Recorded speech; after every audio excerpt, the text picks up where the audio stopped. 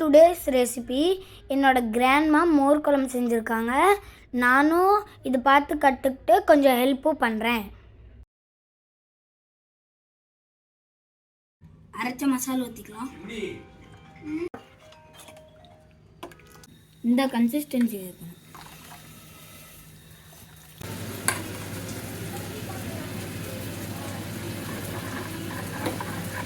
ஜீராவும் கடுகும் போட்டிருக்கோம். நல்லா கலந்துட்டு தக்காளி, வெங்காயம், கருவேப்பிலை, வெண்டைக்காய் இருக்குது. இதை போட்டுடலாம்.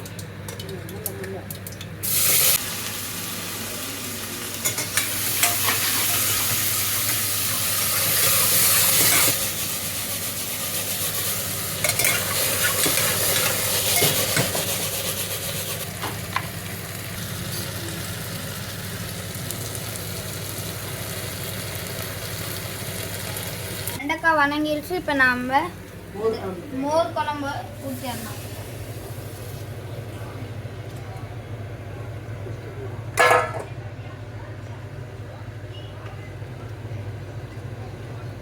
இது நுரை வந்துடுச்சுன்னா நம்ம ஆஃப் பண்ணிடலாம்.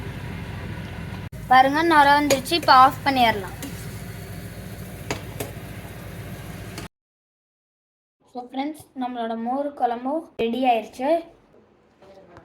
வாங்க டேஸ்ட் பண்ணிடலாம். மோர் குழம்பும் சாப்பாடும்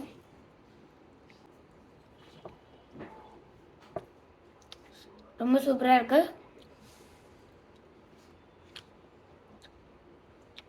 வெண்டைக்காய்க்குள்ளேயும் நல்ல எசன்ஸ் இறங்கியிருக்கு.